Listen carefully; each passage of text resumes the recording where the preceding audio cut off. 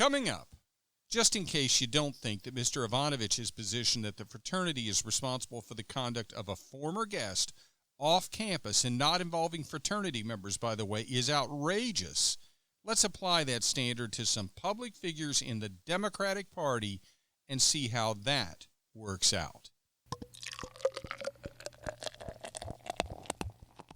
Welcome back to Political Spirits. I'm your host, Franklin Rye. We still stand for the proposition that the left and the right should have a few drinks and talk. Compromise is not a requirement. If those discussions result in us changing or even abandoning our positions, that's fine. If they don't, that's fine too. We just need to talk to each other. In that way, we can unify through speech. And if the discussion becomes a bit heated at the end of the night, we should still be able to split up the bar tab and be on our way. So what are we going to talk about this week? There are a virtually unlimited number of reasons to believe that we're headed in a terribly wrong direction and that for the first time in history, America might not turn around. In my most cynical moments, I'll acknowledge that could end up being the case. If there's one thing the developments of the last few years have made clear, it's that vaunted, celebrated, respected American institutions have fallen to such a point that we have to ask ourselves, why were they vaunted, why were they celebrated, and why were they respected? You don't have to look long at our politicized FBI and the conflicted waffling from the CDC to realize they're two of the institutions worthy of such questioning. You can add to that failures of the judiciary, most prominently the refusal of the U.S. Supreme Court to consider the substantive allegations of the election challenges from Texas and 17 other states, a refusal through which SCOTUS may have effectively passed up an opportunity through a legal analysis of actual allegations to render a decision that might have reduced the likelihood or the scale of the Capitol riot that ended up happening on January 6. But that wouldn't even come close to addressing all of the government institutions for which respect is now much more easily called into question. With that backup, it's understandable when I become extremely encouraged when members of the judiciary and quasi-judicial administrative bodies, for that matter, step forward and address controversial issues, not ducking them at all, rendering decisions which firmly reject arbitrary positions taken because they support a particular political narrative of the left or because of a violent reaction from the left. Two such events happened recently, one involving a judicial decision overturning the actions of a bureaucrat, and one involving an administrative body overturning the actions of bureaucrats. Both were controversial because of the racial allegations involved in the underlying circumstances, and in both instances, the recent decisions overturning the bureaucrats were 100% correct. Let's take the judicial decision overturning the bureaucrat first. You probably haven't heard about this one. It's a New York Supreme Court decision, and remember, in New York, the Supreme Court is the term used to describe the trial court. In this decision, the judge or justice overturned the decision of Syracuse University to suspend a fraternity for alleged harassment of a black student in 2019. At first blush, neither the suspension of a fraternity for racial harassment nor a judge overturning that suspension seemed particularly momentous. It's only after you start hearing the specifics of the case that you realize just how outrageous the decision of the university was when it suspended the fraternity. In this case, the frat was suspended because of racial slurs and sexual harassment in the form of looking up a student's dress. Okay, that's bad, and with that explanation you can argue about whether a suspension of the entire fraternity would be appropriate, but I haven't given you all of the information. You're probably thinking that the racial slurs were said in the frat house. Nope. Well, then on the campus at least. Nope. Now we're getting into those new areas of imposition of penalties on students for conduct off campus. That's even the subject of a current Supreme Court case involving a high school cheerleader. That's interesting, but the university's decision to suspend the fraternity is not as shocking as I've been implying just because of the fact that the racial slurs alleged were uttered off campus. That would certainly be a subject for an interesting discussion, though. No, the university's decision to impose a punishment here is much less justifiable because the person allegedly yelling racial slurs not only wasn't in the fraternity house and wasn't on the campus, but the person wasn't a member of the fraternity, wasn't even a student at Syracuse University, and there's no evidence that he was with a member of the frat when he allegedly uttered the racial slurs. Likewise, the alleged attempt to look up a student's dress involved the same individual and didn't occur on campus and didn't involve a member of the frat. So you're probably wondering, why on earth was the fraternity punished at all? How can a frat lose its ability to operate on campus because of the conduct off campus of someone who isn't a member of the frat? How on earth is that person's conduct even connected to the frat? Well, that individual was a guest of the fraternity at a function earlier in the day. You got it. One of their members invited a friend of his to the frat house where they had drinks, and then later, after the function, the individual was no longer at the frat house and no longer even on campus, and he allegedly uttered racial slurs and attempted to look up a student's skirt.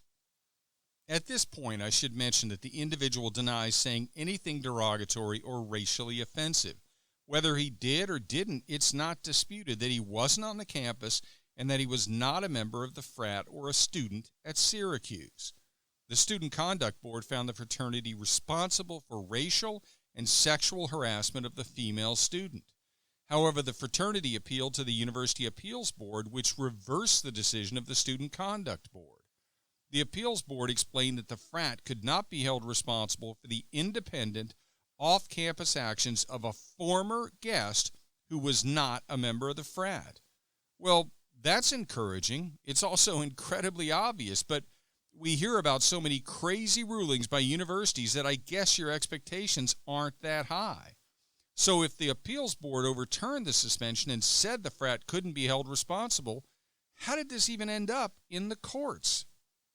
Well, less than a month after the Appeals Board overturned the suspension, M. Dolan Ivanovich, Senior Vice President for Enrollment and Student Experience, unilaterally rejected the Appeal Board's decision and reinstated the suspension of the fraternity, asserting that there was an expectation that frats would be responsible for the actions of their guests.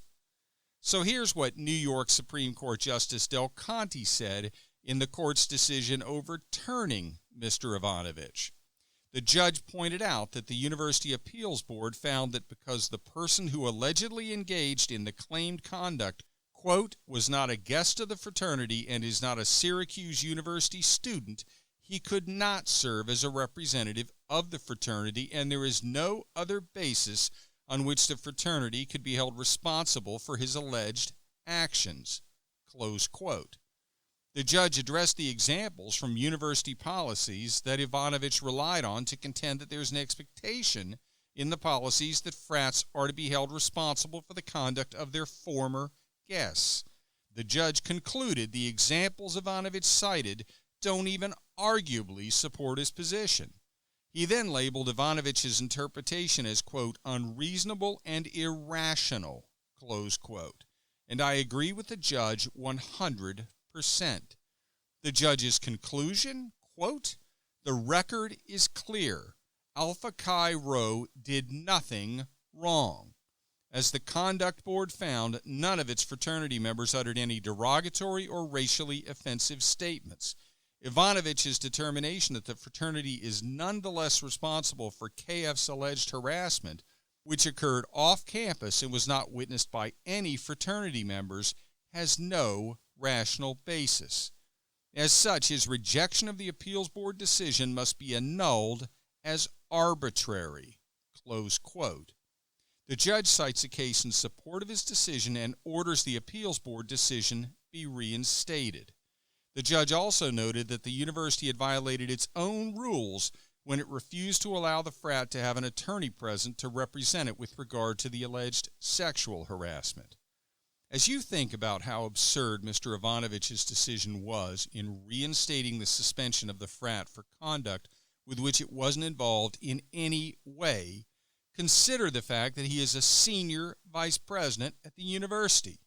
And you think about the university's refusal to allow the frat to have an attorney represent it to rebut the sexual harassment allegations, Think about the fact that the Biden administration is rescinding the procedural safeguards adopted by the Trump administration and designed to protect students' constitutional rights. What Syracuse did is outrageous, and what the Biden administration is doing is making it harder to prevent such outrageous conduct going forward. We'll be talking more about that in future episodes. Just in case you don't think that Mr. Ivanovich's position that the fraternity is responsible for the conduct of a former guest off campus and not involving frat members, by the way, is outrageous, let's apply that standard to some public figures in the Democratic Party and see how it works out. Huma Abedin was married to Anthony Weiner, who turned out to be one of the more infamous members of Congress, in significant part because of his inappropriate conduct on the internet with underage girls. Ms. Abedin was Hillary Clinton's assistant.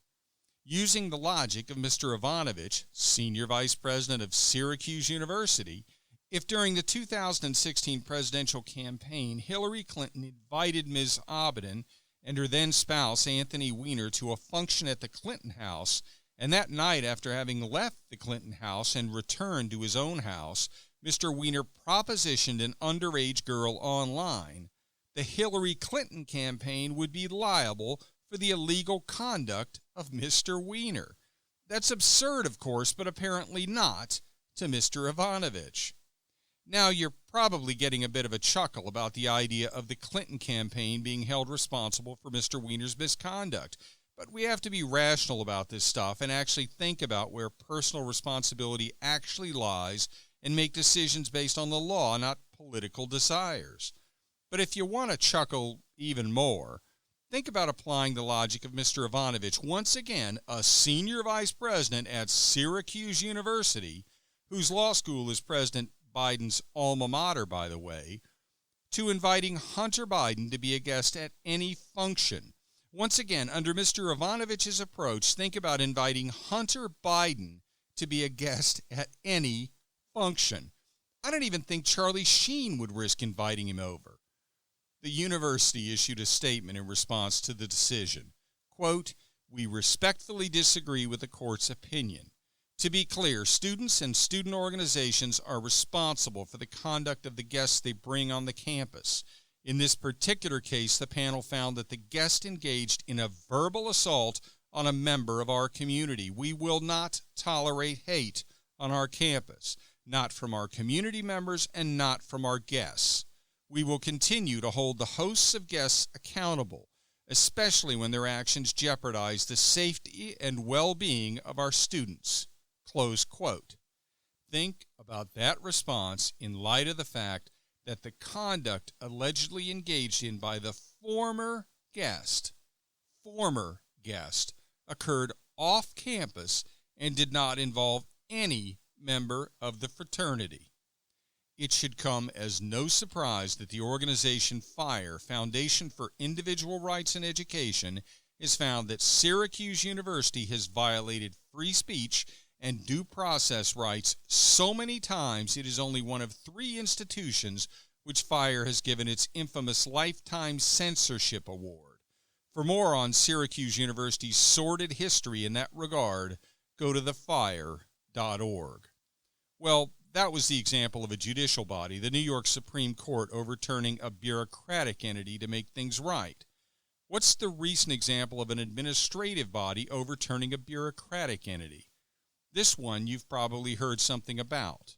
Do you remember the death of Rayshard Brooks? Police in Atlanta were responding to a complaint about a man sleeping in his car blocking a Wendy's drive-thru. That man was Rayshard Brooks. After the first police officer, Devin Brosnan, arrived, he radioed for assistance, and Officer Garrett Rolfe arrived. They conducted a breathalyzer test which found that Brooks was too intoxicated to be driving. Officers Brosnan and Rolfe attempted to handcuff Rayshard Brooks, and he struggled with them, wrestling with them on the ground to prevent them from handcuffing him and then grabbing an officer's taser and running away.